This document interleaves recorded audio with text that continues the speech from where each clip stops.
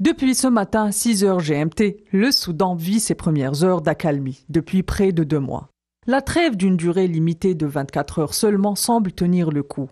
En effet, les deux parties belligérantes, à savoir l'armée du pays et les forces de soutien rapide, se sont entendues en vue de permettre à l'aide humanitaire d'être acheminée sur l'ensemble du territoire soudanais. Cela dit, certaines sources concordantes affirment que des combats se sont poursuivis tout au long de la matinée dans le Kordofan du Sud, pas loin de la capitale Khartoum.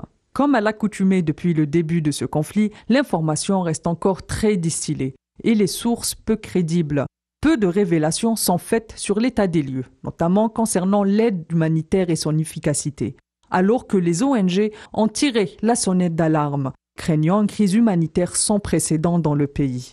Dans le même moment, bon nombre d'observateurs ont déjà exprimé leur inquiétude, estimant que cette durée est trop courte en vue de l'aide nécessaire. Selon les chiffres de l'ONU et de ses agences, au moins 2 millions de Soudanais ont été déplacés ou réfugiés depuis le 15 avril dernier.